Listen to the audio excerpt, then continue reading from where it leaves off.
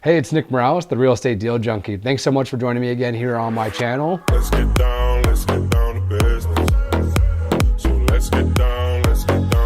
In this video, we're going to dive a little bit deeper into those 4 pillars that I brought up on the 4th step, which is qualifying your leads. So in these 4 pillars, I'm just going to give you some of the questions that you ask. So for timeline, when you're talking to your seller, I always try to use softening statements. So a great question to be asking them and say, hey, Mr. Seller, I'm guessing you don't have a timeline of when you're thinking about selling, right? What that's going to do is give you an understanding of when they're thinking about moving. What I said in my last video, right, of the qualifying leads was the value that you bring is being able to find their solution to their problem. So the more time you spend building rapport here and going deeper into that, the better you're off going to be at when you make your offer, even if it's lower than other people's offers because you're solving all the problems. So that first question, once again, I'll repeat it for the timeline and say, hey, I'm guessing that you don't have a timeline in mind that you're thinking about selling. And if they say, no, Nick, I'm thinking about selling in the next 30 days, it's the first thing that you should be asking. I don't know if it came up in your mind, but if it did, great. The first thing that you should be asking that person is say, oh, I'm curious, like when you said that you wanted to sell within the next 30 days, why was that? What that does is ask the seller to go a little bit deeper there. What that's going to do for you is when they respond back, well, Nick,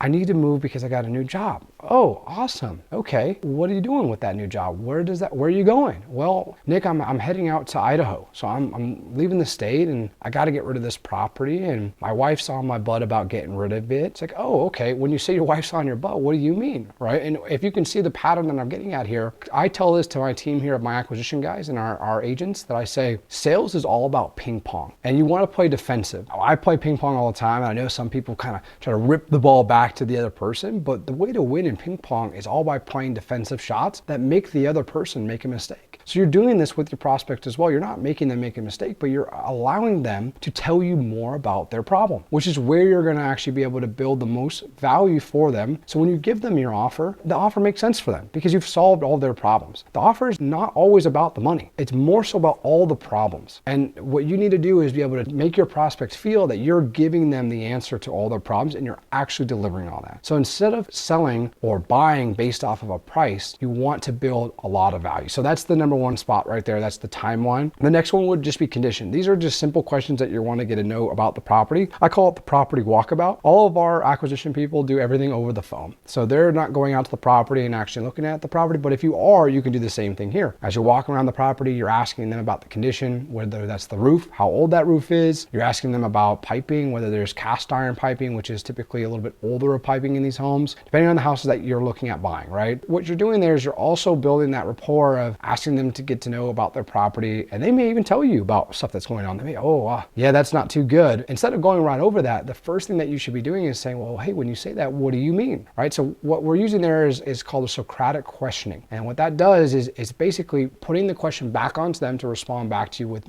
giving you more information. And that's going to help you build more value as well. So condition, you're going to want to figure out how old's that roof, if there's any issues that need to be done, any repairs. A lot of times, if you do a good job of building rapport on the front end of these conversations and getting to know the person, they're going to tell you everything. We just went over timeline and condition. So the next one would then be price, right? Understanding the price of what they're looking for. A lot of times people will say, well, I want this because the property's sold down the street. And I always tell people like, hey, Mr. Seller, I haven't had a chance to really look into the comps there, but I know you mentioned this price to this property. I'm curious, like, why did you mention that? Well, it's a similar model and all this stuff. So now you're getting where they're getting their price expectation from, getting a really good understanding of where their mind's at and why it's there. So what I do to recombat that, right, to ask them more questions to see if it's even a fit, be like, hey, on a scale of 1 to 10, how much does your property match that? And if they say a 6, right? Like, okay, why'd you say a 6? Now they're going to start telling you why they gave you that 6 answer. So now you get a better understanding of where their pricing is coming from. As John Martinez calls it, price anchoring, that's where we're going to actually get a better understanding of where their anchor is on their price. So then what we want to do there is start to set expectations and say, whether you're using PropStream or even Zillow or the MLS data, or let's say you saw some other properties online and you saw some that sold via public data, because a lot of these websites will actually show you that this property was was sold via a public sale, or it's not off the MLS, but it was sold, right? Which could possibly mean that it was a cash sale. And you say, hey, you said that this property that down the street from you is $300,000, but this property right here, I saw right down the street from you sold for $100,000. Isn't that crazy? And what that's doing is you're basically just giving them the information, but you're not telling them that that's what their property is worth. You're just saying, hey, this is what this looks like. What that's doing now is starting to reset their expectations. So we want to do that when they start talking about price. And the last one is the motivation. Along the whole way though, that I've explained all three of these, and now this one be the fourth, is you're building that motivation. You're trying to understand why they need that number. One of the questions you could have asked during price is say, hey, I know you said this number. I've obviously thought about it a lot. Why is that important to you? What that's going to allow your prospect to do is to give you the actual reasoning. What you should be doing there is jumping more into that. The best salespeople that I've ever met jump 7 to 8 layers into that motivation part. And it's like the acquisition guys that I have here in the office, the best ones that are here, it's like they know that person like they're their friend. It's like they're talking about their cat, their dog, and they're getting to know the actual prospect, because that's what gets you deals. People will sell you the property because they like you and they trust you. So that's what you should be focusing majority of your time on these 4 pillars, is really just to be getting to know the person. You know, it's funny, one of the properties that I'm working on right now, I bought the property from the lady without even asking her about the condition, because all I did was just get to know her. Just got to know her, spoke to her on the phone a ton, built a great rapport. And the next thing you know, it was like, well, now Nick, what should we do? I'm like, well, what do you want to do? She's like, I want to sell. So I always tell guys in my office and the team that I have here that the hardest part of a sales transaction is the opening, is building rapport. Closing should be easy. That's the easiest part in the entire thing. I know it sounds crazy because everyone wants to get to the closing table and, you know, use some special move, but the best part about it, there is no special move. It really just comes down to being a good person and showing these people that you really care about their problems. So instead of looking to do just one transaction, try to build a business that's built around relationships. And if you do that, you're going to get a lot of deals and a lot of people are going to like you in your space, because you're just helping people by providing massive value. So I hope this video helped you guys get a better understanding of how me and my team actually get to the point of qualifying a lead. I will go over in more technical space of how we actually underwrite them, but that will be in another video. If you have any questions on this video, just go ahead and comment below and I'll make sure to respond back to them. Please hit like if you saw some value here, and subscribe, because I will be dropping more videos just like this every Monday and Wednesday. Thank you so much for your time. Let's get down to business.